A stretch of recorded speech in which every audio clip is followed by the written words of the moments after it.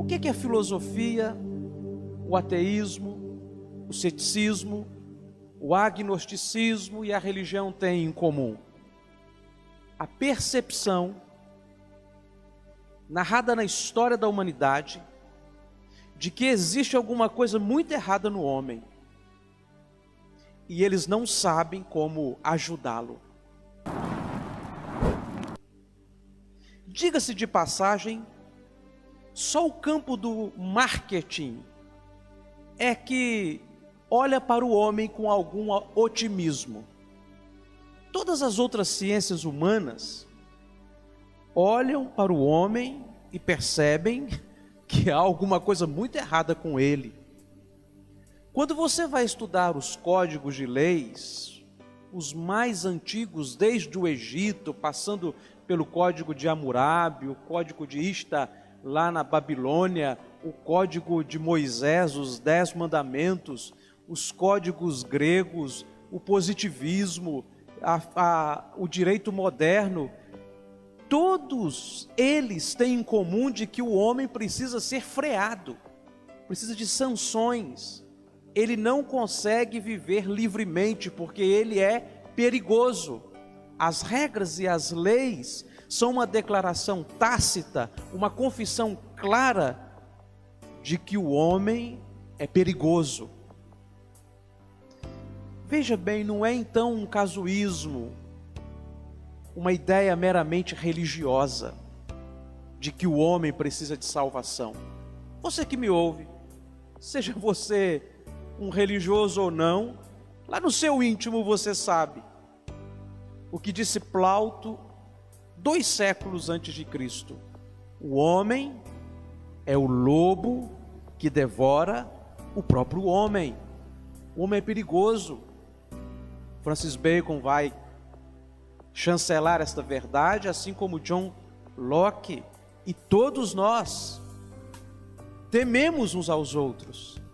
Talvez você não saiba quem você é, até que você esteja em 2 situações: de extrema necessidade ou de grande poder. Quer saber quem é o homem? Coloque ele numa situação de estresse, situação absoluta, de necessidade extrema, e você ficará surpreso. Ou dê a ele poder, dê a ele autoridade, e então ele é capaz de se revelar. Quando observamos, irmãos, todas estas percepções, repito, é só o marketing, especialmente de nossos tempos, é que diz que você pode se ajudar. Pense positivo, é óbvio, precisamos pensar positivo, precisamos tentar nos ajudar. Mas é só o marketing que diz que você é bom, que você é especial do ponto de vista inato, que você é alguém que consegue sair das cadeias de problemas que você mesmo algemou em suas pernas e braços, que você mesmo é aquela pessoa maravilhosa e que não tem problema e que precisa ser afagado. E o marketing entrou dentro das igrejas evangélicas. Os púlpitos já não falam mais de pecado, correções de vida, não confrontam mais o homem no seu estado original. As canções são românticas. Você pode cantar para Deus ou pode cantar para sua namorada, para o seu namorado. Cada vez mais distante da realidade, o homem. As igrejas se tornaram extensões de nossas salas. Até a arquitetura das igrejas mudou. Você já foi numa igreja com uma arquitetura antiga, medieval, barroca, religiosa, tanto no catolicismo quanto no protestantismo? Você já teve a oportunidade de entrar numa igreja com mais de 80, 100 anos e perceber o quanto você se sente pequeno ali dentro? Como assim, pastor? Você não sabia? A arquitetura eclesiástica tinha preocupação de que quando alguém entrasse dentro do templo, tivesse um contato com a percepção do sagrado. Eu sou pequeno aqui dentro. Os vitrais, que do lado de fora você não entende nada, só um emaranhado de vidros retorcidos, quando você entra dentro da igreja, eles revelam imagens, porque a luz passando por eles revela o conteúdo, que é a ideia de que os mistérios da igreja só podem ser entendidos por quem está dentro dela, através da luz do Evangelho, da graça de Deus. Veja, nada é assim por acaso. O púlpito central das igrejas protestantes reformadas, dizendo que Deus governa a igreja a partir do púlpito, Ele instrui o rebanho. Algumas igrejas têm a mesa da Santa Ceia ao centro. Na igreja protestante, não, porque você só pode entender os mistérios da Santa Ceia a partir das Escrituras, a partir do púlpito, dos ensinamentos bíblicos. Então nada é assim por acaso, pastor? Se tornou. Porque antes você entrava dentro da igreja e você tinha um senso do sagrado, reverência, sou pequenino, preciso de ajuda. Hoje nós entramos dentro das igrejas, elas são atuais, elas envelhecem rápido. Você entra e daqui a 6 meses ela já está velha, porque a arquitetura acompanhou o pós-modernismo, o apelo do momento. Igrejas que estão pensando no marketing, em fazer com que ali dentro os membros se sintam bem. Você não encontra isso nas Escrituras. Quando você lê as Escrituras, a sensação é que você entrou numa jaula, no escuro, e o leão está rugindo para te pegar. Porém, hoje, a sensação que as igrejas querem impor é que você está assentado na sua sala e você até pode mudar o canal caso não te interesse. Porque desconhecemos a ideia da reverência também a partir do ouvido, da busca pelo entendimento, a reverência passiva, quando estamos ali meditando sobre o que Deus está nos instruindo naquele momento. Os marketings, a ideia e o conceito de que você é especial, distorce a verdade bíblica de que você é especial, porque Deus te ama, e me ama também. Não é inato, é uma estima que Deus impôs sobre nós. Vejamos nós, disseque o homem, tire dele os principais componentes químicos, pese numa balança, e o homem em si mesmo não vale 20 reais, mas porque Deus o ama, porque Deus é o autor de sua vida, seja ele um cristão ou não, ele se torna inestimável. É como a carta de uma namorada, fala a verdade. Você recebe um cartão de um namorado, um cartão de uma namorada, R$1,50. Quanto muito, R$5, os melhores, R$50. Você poderia encher a sua casa deles, já que te faz tão bem. Mas depois que a namorada joga o perfume ali, assina o nome dela dizendo te amo, ou o namorado, aquele cartão passa a ser inestimável. É R$1,50 na loja, mas com a assinatura certa, e o aroma certo, não tem preço. Você não tem preço. Veja, que eu não estou dizendo que você não tem preço porque você é bom, bonito, ou porque você é inteligente, ou porque você se habituou a fazer as coisas certas. Não, eu estou dizendo que você não tem preço porque Deus assinou em você. Lançou sobre você a graça dele. Por que eu estou dizendo tudo isso nessa introdução? Porque eu não tenho como te falar de salvação sem antes te mostrar que ninguém seriamente honesto pode olhar para o homem como a maioria das igrejas evangélicas estão fazendo atualmente. paparicando, pagiando, dizendo que ele é a resposta para o problema dele, tratando com afagos, sem nenhum conflito e nenhum confronto. E não estou falando de denominação evangélica, eu estou falando de distorção do evangelho. Tem um amigo de infância, grande empresário no ramo da comunicação via internet. Uma sumidade, um menino inteligentíssimo, grande amigo. Ele rodou muitas igrejas, um homem bem-sucedido, que Deus deu a graça de ter algumas posses, e que qualquer igreja gostaria de tê-lo ali, também por seus compromissos e dons espirituais. Mas ele já estava cansado de entrar e sair das igrejas evangélicas, porque todos diziam para ele que ele era bom, que ele era especial por si só. Todos queriam cativá-lo, paparicá-lo. Imagine o dízimo e a oferta de um empresário desse. Devemos então afagá-lo.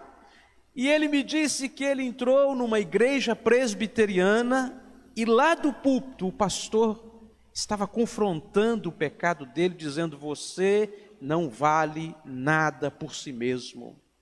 Tudo o que você é por causa da graça de Deus. Você é um pecador miserável e que necessita da ajuda de Deus. Você está perdido e precisa de ser alcançado. Ele falou assim: é aqui que eu tenho que ficar, porque foi o único lugar que o que eles me disseram confirma exatamente o que eu sei a respeito de mim. Eu preciso de ajuda.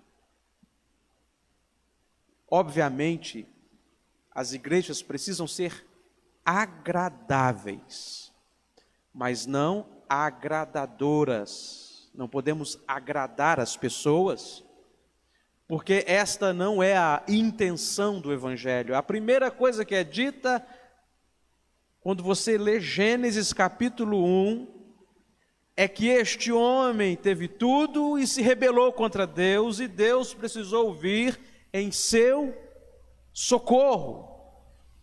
Quando os profetas pregam, dizem: arrependei-vos, muda de ideia, muda a cosmovisão, muda de vida, porque está próximo o reino de Deus, o rei está chegando, e se você não se arrepender, você será execrado, estará perdido, será lançado fora. Jesus Cristo começou o ministério dele na mesma pegada de João Batista: arrependei-vos. E quando Cristo subiu aos céus e o Espírito Santo foi derramado, Pedro, no primeiro sermão, gritou: arrependei-vos. Há quanto tempo você não ouve isto nas mídias evangélicas, no marketing deste mundo? Dizer a verdade com amor em Cristo é uma urgência. E as igrejas precisam serem pensadas para que você e eu, quando entrarmos ali, tenhamos um encontro com o sagrado. Sejamos agradáveis uns com os outros, que o evangelho nos eleve, nos abençoe. Porém,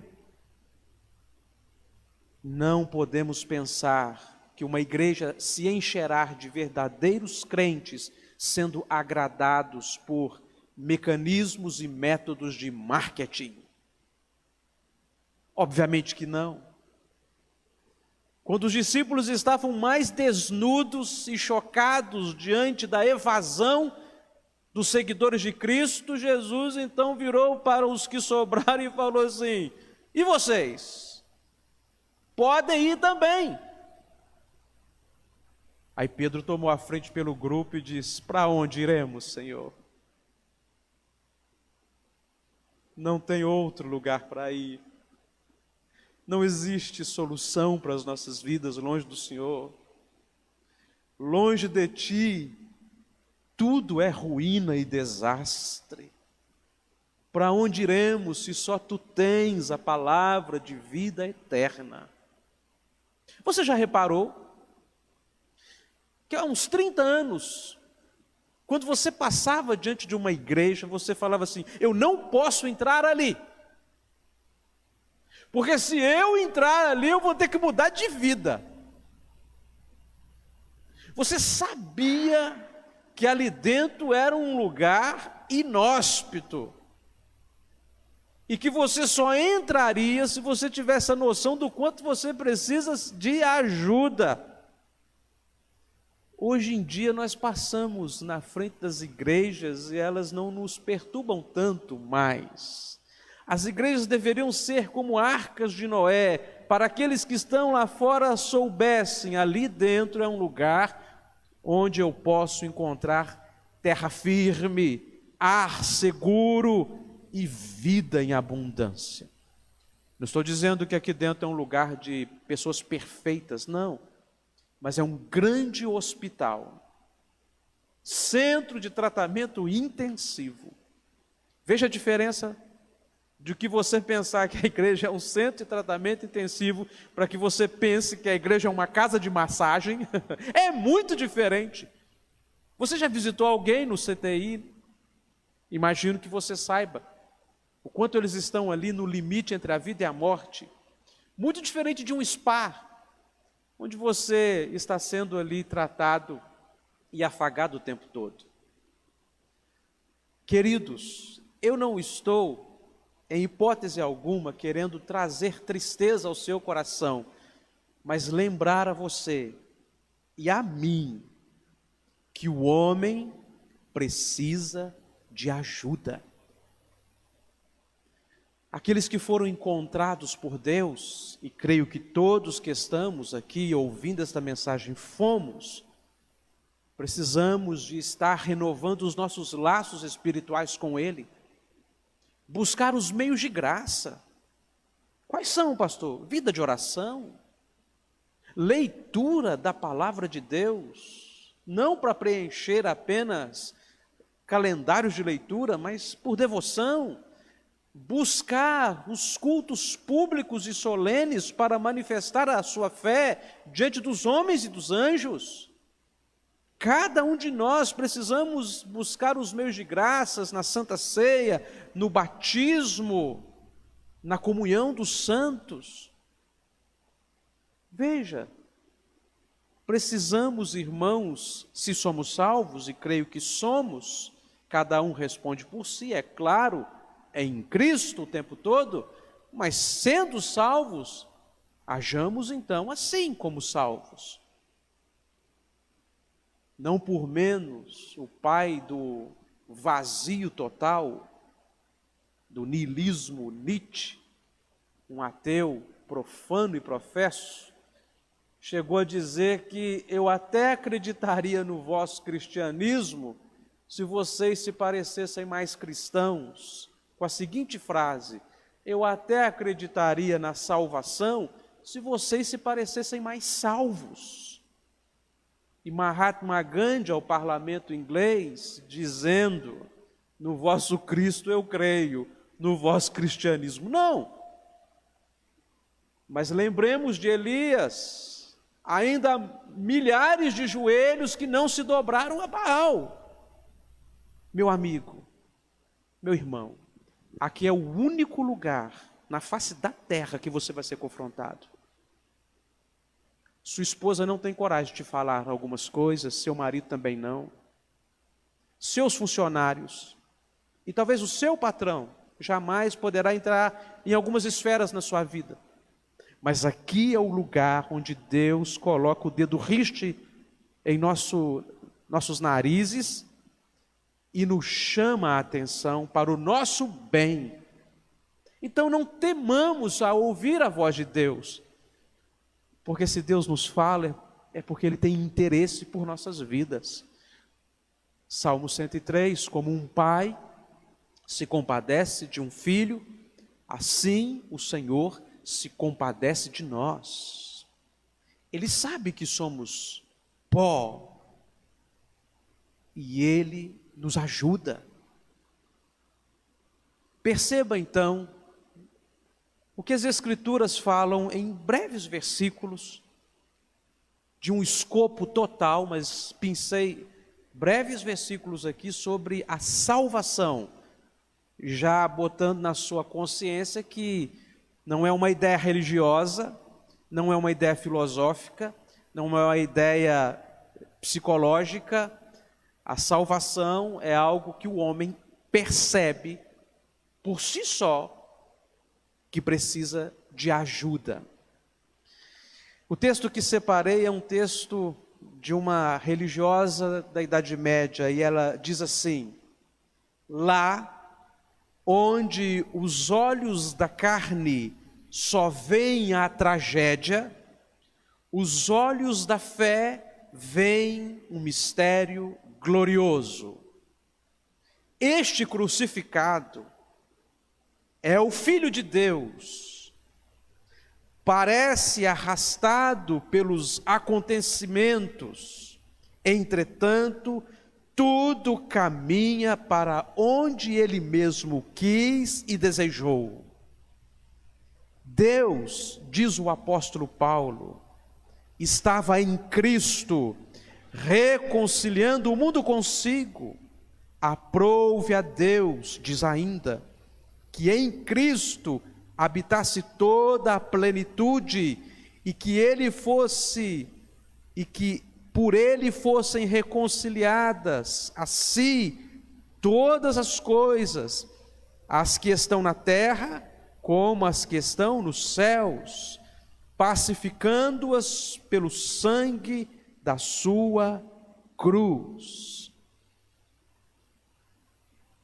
Deus é que deu o primeiro passo e todos os outros para a nossa salvação. Veja, Deus não está procurando homens bons, educados, gentis, refinados, embora não haja nenhum problema nisto, mas não é a intenção do Evangelho. Jesus Cristo não veio para te tornar uma pessoa mais educada, te ensinar a abrir porta de carro para sua esposa e servir um jantar maravilhoso para o seu marido, embora não haja nenhum problema e deve ser estimulado, é claro, principalmente a parte do jantar para o seu marido. Falo pelos homens, né? Cristo não veio para isto. Os budistas fazem isto, os hindus fazem isto, os muçulmanos fazem isto. Um ateu, um incrédulo, ele é capaz de ser gentil, capaz de ser simpático. Jesus Cristo veio para nos fazer homens e mulheres novos, nascidos de novo. Ele veio para mudar a nossa história de dentro para fora. Ele veio para que tivéssemos vida, e vida em abundância. A salvação, irmãos, implica em que realmente houve uma mudança em nossas vidas. Uma mudança que começa na nossa cosmovisão a partir de um coração transformado. Nós não chamamos o bem de mal e nem o mal de bem. Nós sabemos o que é certo e o que é errado. Nós somos instruídos pelo Espírito Santo, nós temos a mente de Cristo, temos o bom perfume de Cristo. Nós somos estrangeiros neste mundo, a nossa moral não é deste mundo. Nós não nos casamos com este século. Quem se casa com o seu tempo fica viúvo rapidamente. Este mundo está em grande mudança contínua, mas aqueles que creem em Deus são como os montes de Sião, assim como Deus é para nós, inabalável. Meu amigo, minha irmã, abra sua Bíblia em Romanos 5, versículo 12. Olha só, como antes de se ouvir a boa notícia, o Evangelho, sempre as Escrituras nos lembram das más notícias. Romanos 5,12. Que texto! Portanto, Assim como por um só homem, Adão, entrou o pecado no mundo, e pelo pecado a morte, assim também a morte passou a todos os homens, porque todos pecaram. Agora responda, segundo a Bíblia, qual é o resultado final do pecado? Final e derradeiro. A paz, o pecado, a vazão e realização de nossos instintos, a satisfação de nossos desejos inconsequentes, vai nos trazer a paz? Você sabe que não. Mesmo não sendo um religioso, você sabe que quem planta vento, colhe tempestade. O prazer, óbvio que o pecado é prazeroso. É da natureza do pecado nos causar satisfação, mas não é a finalidade, não é o resultado último que o pecado vai causar na sua vida. Não vai ser o prazer. O prazer pode ser o motim, a motivação, porque o resultado final sempre será a morte. Morte esta que começa lá no Éden. O homem morreu espiritualmente, e por conta desta morte espiritual, ele também morre fisicamente. Se comer desta árvore do jardim, disse Deus, a árvore do conhecimento do bem e do mal, o texto hebraico está dito assim, morrendo, morrerás. Onde lemos, certamente morrerás, está, morrendo, morrerás. Ele comeu e não morreu imediatamente em seu físico, mas as primeiras rugas começaram a surgir. O tempo começou a passar sobre ele, a atropelá-lo, engoli-lo. E ele chegou ao derradeiro fim de voltar ao pó. O que o pecado fez com o homem? Do pó veio e por causa do pecado voltou a ser pó. Queridos, todos os homens morrem. Porque o pecado, independente da religião, do credo, o pecado ele passou a todos os homens. Embora o que nós chamamos de pecado seja nas outras correntes do estudo humano, chamadas de diversas formas, sabemos e todos sabem que há alguma coisa errada com o homem. Quando você vai estudar, você percebe que ninguém seriamente olha para o homem com otimismo, exceto o campo do marketing, é claro. E aqui está claramente dito que nós morremos por causa do nosso pecado. O único que não morreu por causa dos seus próprios pecados, mas também morreu por causa dos nossos, é Cristo Jesus. Morrer é consequência do pecado. É neste ponto aqui que nós precisamos ter sabedoria para entender que nenhuma pessoa que nasce neste mundo nasce sem estar afetada por esta condição. Nem mesmo as crianças. Não, pastor, as crianças são inocentes. É? Você sabe o que significa a palavra inocente? As crianças podem ser puras, maravilhosamente puras, quando comparadas a você e a mim, que já estamos calejados de tantas escolhas equivocadas. Mas se comparar com Jesus Cristo, aí ninguém pode se comparar com Ele. Eu sei que é um tema muito delicado e que as pessoas não estudam mais sobre isto. Mas eu não estou falando nem de teologia ainda, você acredita? Eu estou falando de lógica. Lógica? Não precisa Um ateu viria aqui e, deduzindo logicamente do texto, ele diria: não, as crianças morrem, consequentemente, então, elas estão afetadas pelo pecado e são, então, pecadoras. Não por cometimento de atos pecaminosos, mas por herança, a herança do pecado. Veja que eu não falei de religião, estou falando de lógica, quando diz que todos morreram porque todos pecaram. Se as crianças fossem inocentes, você sabe o que aconteceria se elas morressem? Elas ressuscitariam imediatamente, porque seria injusto que alguém que nunca tivera contaminação por pecado fosse cobrado dele ou dela o preço do pecado, que é a morte.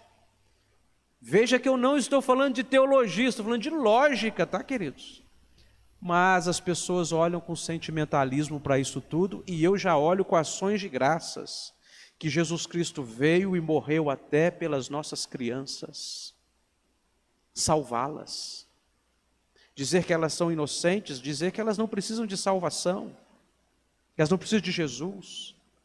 E há um ledo engano e terrível engano, porque pensaríamos na última instância, no absurdo do raciocínio, que se elas crescessem, elas perderiam a salvação.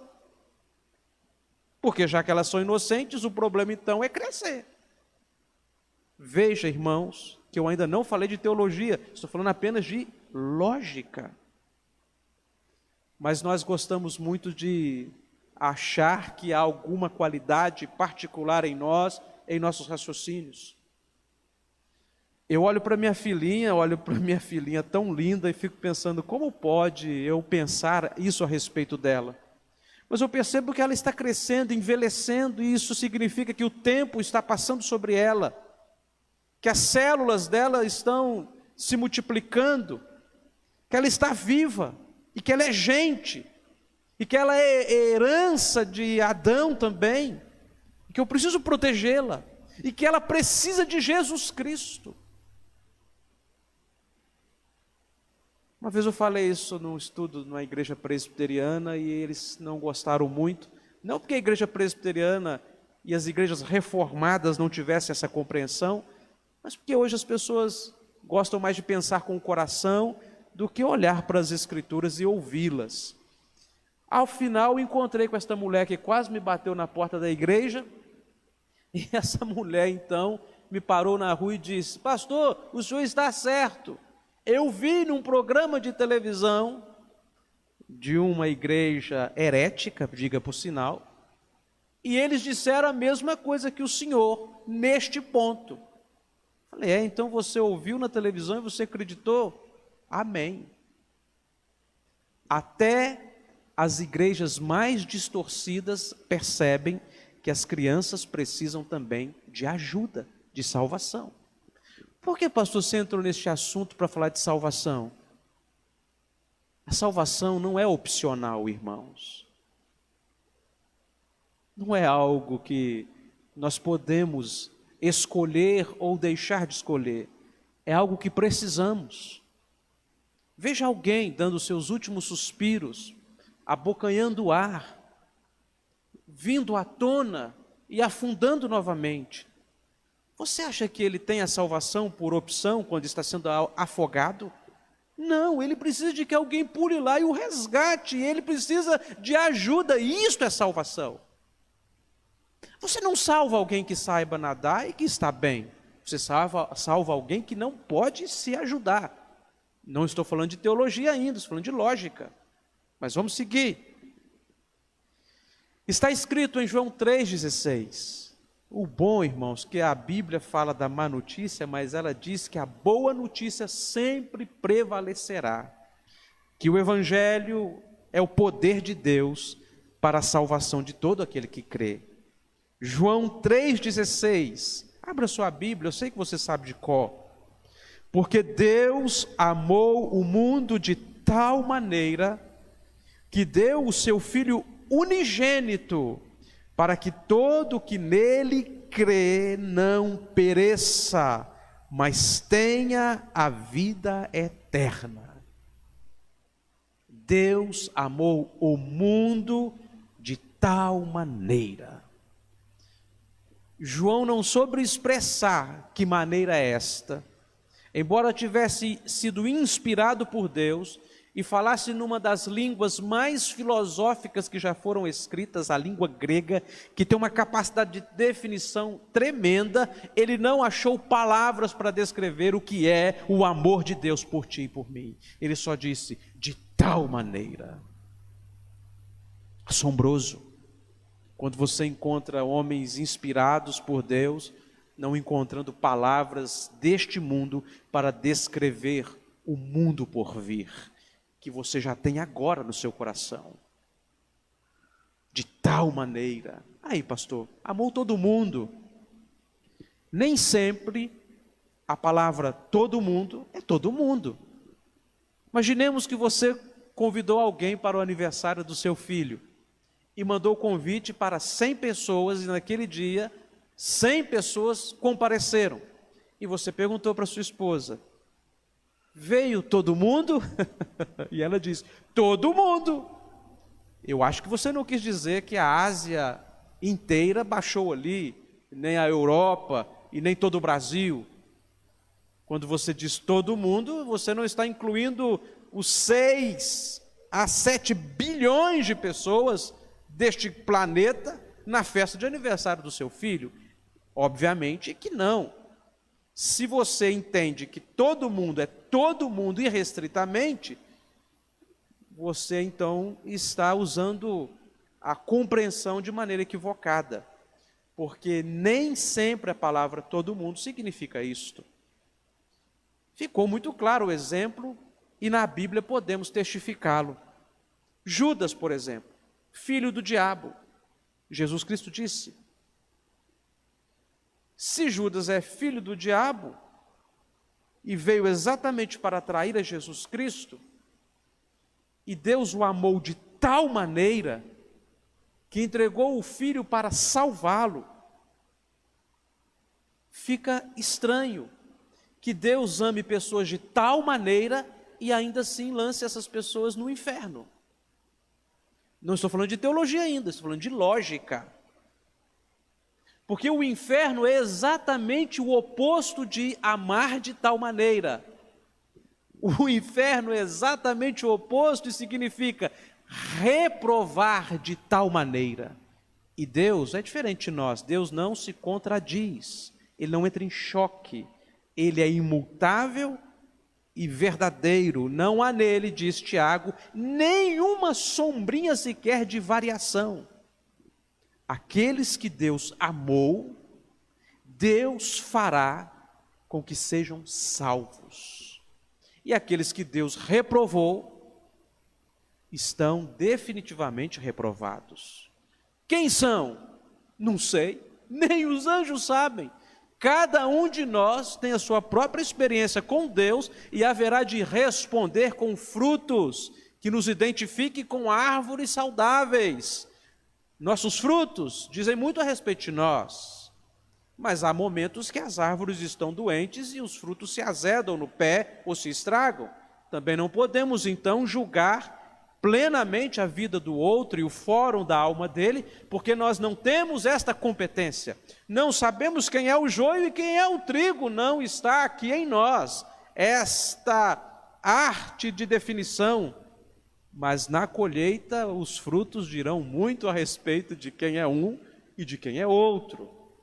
Irmãos, quando a Bíblia diz que Deus amou de tal maneira, você não deve se assombrar, se perguntando, por que Deus lança alguns para o inferno? Não é a pergunta certa de alguém que sabe exatamente o quão pecador é.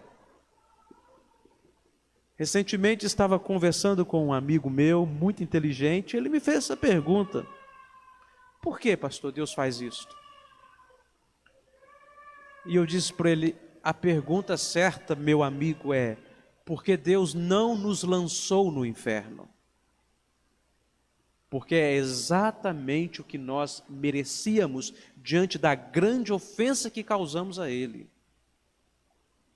Eu não me pergunto porque Deus me salvou e se perderá alguns, mas eu pergunto porque Deus não me mandou para o inferno. E a resposta é, porque Ele resolveu me amar de tal maneira. E alguém perguntou, por que Ele te amou de tal maneira? Eu disse, porque Ele quis. E Ele não tem que dar satisfação para ninguém. O Deus das Escrituras não tem nada a ver com o Deus das nossas ideias, sabia?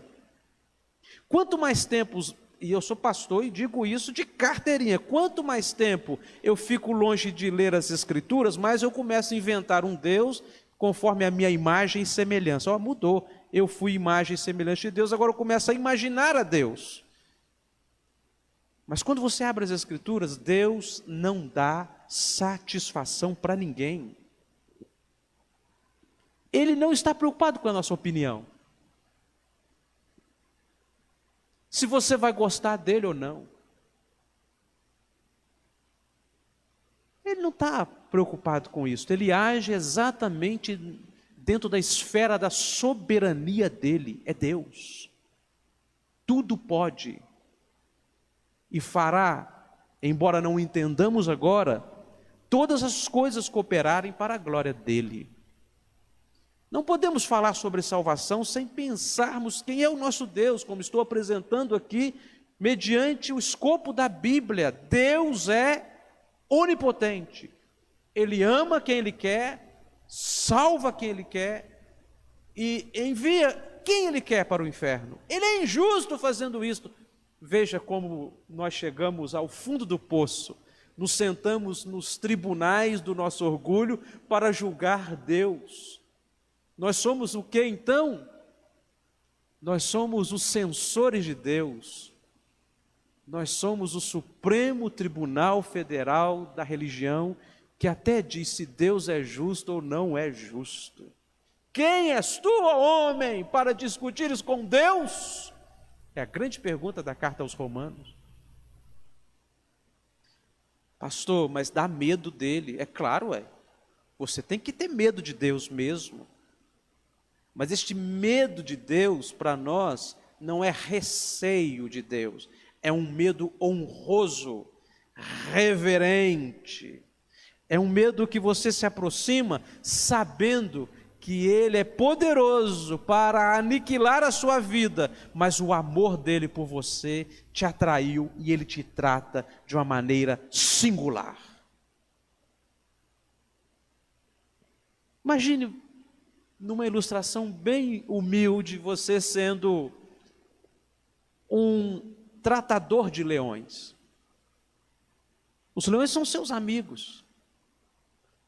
Mas geralmente os que são devorados são aqueles tratadores que perderam o medo. Há mais ou menos 15 anos, eu vi num dos jornais de um fotógrafo de paraquedismo que, de tanto pular para fotografar os saltos, teve um dia que ele esqueceu o paraquedas e pulou. E morreu, obviamente. Nós vamos acostumando com Deus, com o sagrado, com as coisas religiosas, com o espiritual, e nós vamos perdendo aquele maravilhamento, encantamento. Não podemos, irmãos, nos acostumarmos com Deus. Não podemos. Peçamos a Deus, não me permita que o meu coração degele ao ponto de eu já não sentir mais a tua presença e não ter receio diante de ti. Deus nos amou de tal maneira. É o que me sonda dizer a você que o que me alegra é saber que mesmo eu merecendo o pior, Deus resolveu me dar o melhor de si mesmo. Mistério, grande mistério. Em Lucas, como iniciamos aqui, 19:10, conta por quê. Porque o Filho do Homem veio buscar e salvar o perdido. Antes de você ser encontrado, você precisa entender que você estava perdido. Antes de sermos salvos, precisamos entender o quanto estávamos mortos. A única forma de você alegrar o coração de Deus é ser encontrado, meu irmão. Lembra-se do filho pródigo, da ovelha perdida e da dracma perdida? Só há júbilo no céu quando há um encontro maravilhoso entre nós e Deus, entre Deus e nós. Mas nós estamos tão perdidos em nós mesmos, né, queridos? Está tudo tão natural, está tudo tão novo normal. Hebreus 4,15, olha só, é este que veio te buscar, ele sabe do quanto você precisa de ajuda, do quanto eu preciso ser encontrado, e ele tem amor e compaixão por nós, porque não temos um sumo sacerdote que não possa compadecer-se de nossas fraquezas. Antes foi ele tentado em todas as coisas à nossa semelhança, mas sem pecado.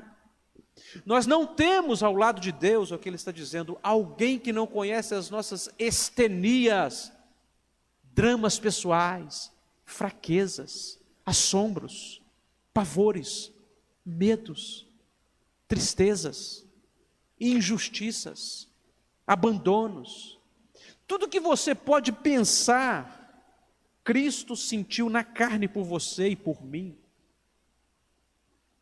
Meu amigo, quando você abre a boca para falar para Deus, estou triste, Jesus fala assim, Pai, eu sei do que Ele está falando, não só por causa da minha onisciência, mas a minha tristeza andando entre eles foi assombrosa. Cheguei a suar gotas de sangue, Pai. Veja que Deus sabe o que se passa com você, não só porque Ele é onisciente, mas porque Ele se encarnou e resolveu assumir sobre si mesmo as nossas agruras, pesos, depressões, enfermidades. Ah, pastor, crente pode ficar deprimido? Agradou o Senhor fazer Jesus se enfermar. E diz que lá no Getsêmani, ele ficou angustiado até a morte, que é a palavra que podemos tomar por depressão profunda. Não tem como você viver nesse mundo aqui, meu irmão, sem sentir dor, não. Jesus Cristo sabe o que se passa com você, Ele tem a solução para o seu viver, meu amigo, minha amiga, confiemos nele. Segundo a palavra de Deus, Jesus cometeu algum pecado? Não, jamais. É por isso que Ele ressuscitou. Porque era impossível, diz o texto bíblico, que a morte pudesse detê-lo. Sabia que Jesus Cristo morreu apenas porque Ele permitiu a morte tocá-lo? Não, tira sua cabeça, não foi... Não foi os romanos que mataram Cristo, não. Os judeus, quem são os homens? Quem somos nós? Quem somos nós para matar o Filho de Deus? Chegou um momento que ele viu que tudo estava realizado, ele falou, está consumado, tudo está realizado. Aí diz o texto que então rendeu o seu espírito. Esta expressão, rendeu o seu espírito, você pode procurar a literatura grega de ponta a ponta, que a Bíblia foi escrita em grego no Novo Testamento. Você jamais encontrará ninguém na história da humanidade que usasse esta expressão, rendeu o espírito. Porque é um rendimento ativo. Como assim, pastor? Ele falou assim para a morte. Pode tocar agora. Pode? Pode. Nós não temos noção de quem é Jesus Cristo, não, irmão. A gente acha que é um pobrezinho, coitadinho, ferido de Deus. Tudo estava levitando em torno dele. Estava onde ele mesmo desejou estar, por você e por mim. E a morte então aproximou e falou assim, pode agora tocar. E ele se deixou morrer, como diz Agostinho, por você e por mim. Ele sabe exatamente do que precisávamos. E ele trocou a vida dele por nossa morte. E santo e inocente que era, não poderia ser retido na morte. Isto é inocência. A morte teve que devolvê-lo.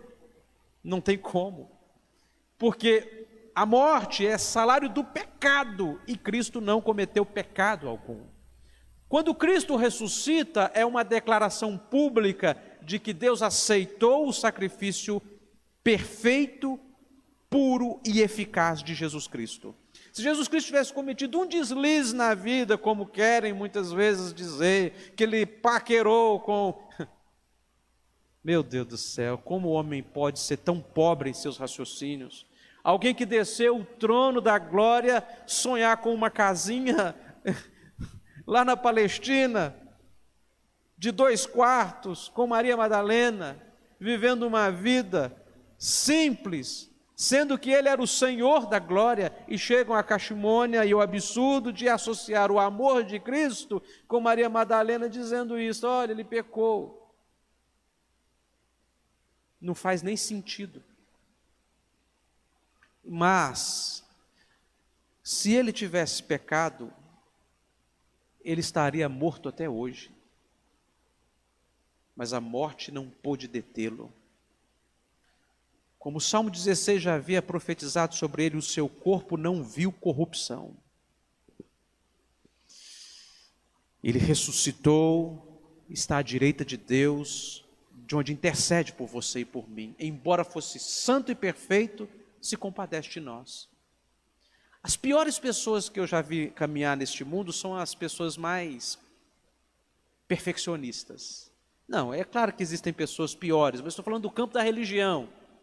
Porque os perfeccionistas eles não têm muita compaixão dos pecadores, né? Eu sou tão bom que eu não aguento suportar. Como Cristo é diferente de mim?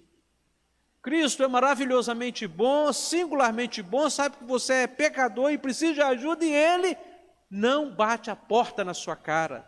Socorro bem presente na tribulação. 1 Pedro 1,18, sabemos que não foi mediante coisas corruptíveis, como prata e ouro, que fostes resgatados do vosso fútil procedimento, que vossos pais vos legaram, mas pelo precioso sangue, como de cordeiro sem defeito, sem mácula, o sangue de Cristo Jesus. Agora responda, como Jesus pagou a dívida que era só nossa? Com prata? Com ouro? Não, com algo que nem ouro e prata pode se igualar, o sangue de um inocente, o sangue de Cristo Jesus. Lá, na sua fronte há esta marca. Quando Deus olha para você, Ele vê Cristo. Ele te trata como se você nunca tivesse ofendido a Ele. O amor que Deus tem por nós é reconciliador, com amor eterno, nos ama e nos atrai com benignidade. Deus poderia mandar os ursos nos abocanhar e nos trazer aqui para dentro da igreja, embora algumas pessoas sejam atraídas aqui mesmo pela adversidade, mas geralmente Ele nos traz com um sussurro suave, com afagos e gestos de misericórdia, com bonanças e bênçãos. Está em 1 Coríntios, é o último texto para nosso encerramento, 15, 20, 1 Coríntios. Mas de fato Cristo ressuscitou dentre os mortos, sendo Ele as primícias dos que dormem. Visto que a morte veio por um homem, também por um homem veio a ressurreição dos mortos. Assim como em Adão todos morrem, assim também todos serão vivificados em Cristo. Todos, pastor, olha só, se você ler a carta aos Coríntios, se você ler a carta aos Romanos, aos Gálatas, você vai se lembrar, aos Colossenses, que Paulo está pregando para os não-judeus. E Paulo está dizendo para os judeus que a graça veio também para os gentios. E quando ele diz todos, ele está dizendo judeus e não judeus. Ele está dizendo para os judeus, em Adão não morreu só os gentios, não. Em Adão morreu os judeus também. Nós não somos melhores do que eles. É o que ele está dizendo com esta palavra todos. Ele está dizendo que o pecado afetou não somente os pagãos, mas também os piedosos. E quando ele diz que todos serão vivificados, ele está falando que Deus salvará não só judeus, como os judeus acreditavam, e Paulo combatia isso tenazmente, rispidamente, insistentemente. Deus salvou pessoas de pedigree e gente como nós, que não tínhamos nenhuma linhagem dentro do judaísmo. Embora aqui há muitos, possivelmente, que me ouvem também, que possuam algum traço da linhagem judaica e não saiba. Mas Deus nos salvou, embora não fizéssemos parte do povo da aliança. Quem nos garante a salvação eterna? Nossa bondade? Já te expliquei desde o início, que só a turma do marketing é que fala que você é bom, porque eles querem o seu dinheiro. Põe isso na sua cabeça. Se tem gente falando que você é bom, do ponto de vista espiritual, não do ponto de vista social, que aí fica fácil ser bom. Mas do ponto de vista espiritual, em comparação com as demandas da Bíblia e com a santidade de Deus, fica esperto. Porque amigo é quem fala a verdade para você.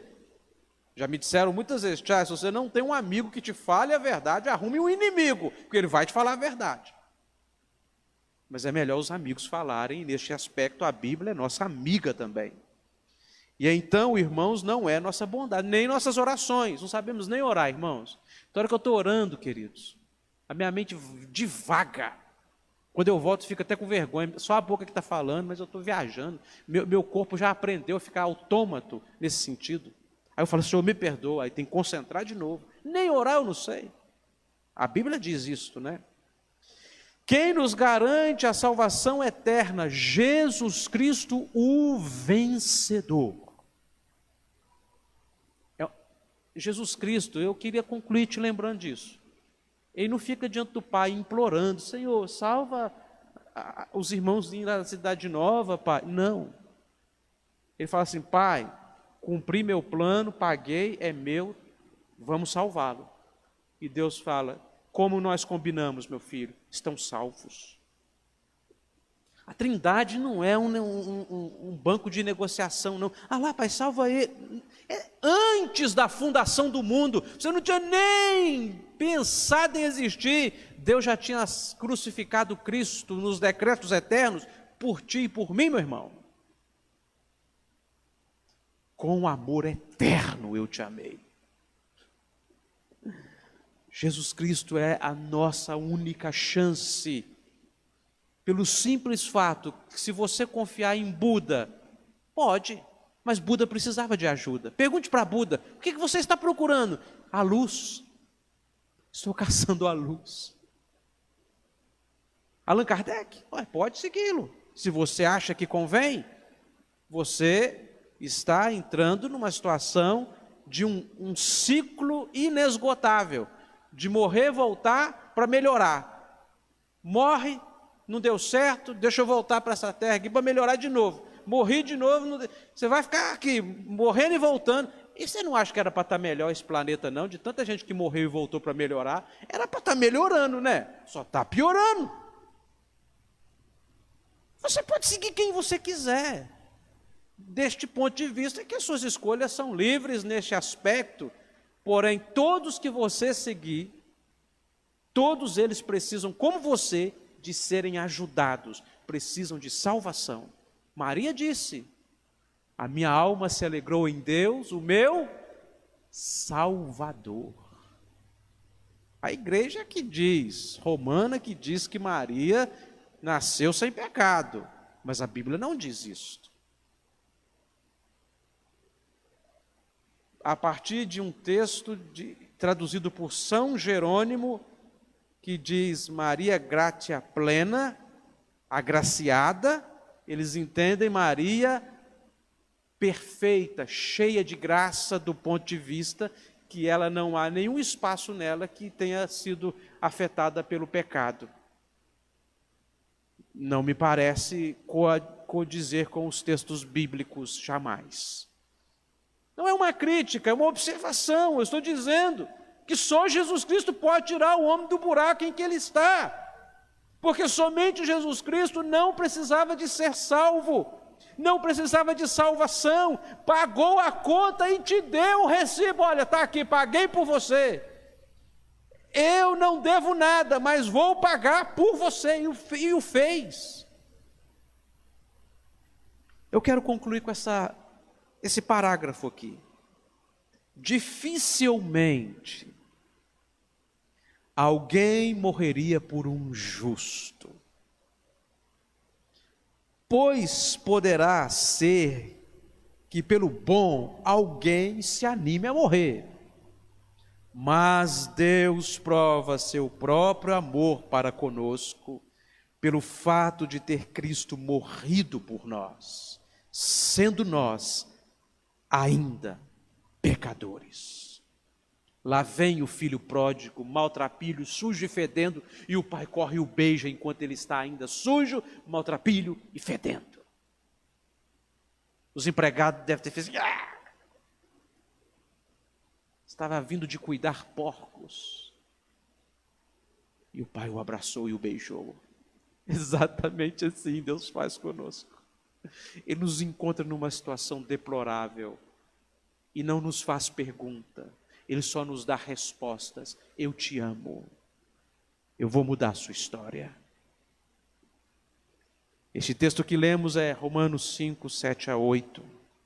Eis o que nos move tão profundamente em todo o nosso ser, quando tocados pela realidade do amor de Deus, vemos que a compaixão divina nos resgatou da nossa morte eterna.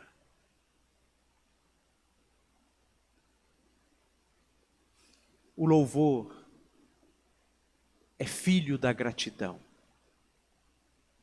Nenhum crente pode louvar e adorar a Deus adequadamente sem antes considerar tudo isso que ouvimos aqui. O quanto ele estava perdido. E que, embora a distância fosse imensa, não há limites para o amor de Deus. E Ele nos encontrou lá. E se alegrou.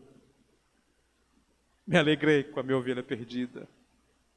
Voltou para casa e houve júbilo no céu. Ah, meu irmão, você não encontra em nenhum outro momento alguma coisa aqui que possa provocar tamanho êxtase num lugar que já é perfeito, o céu.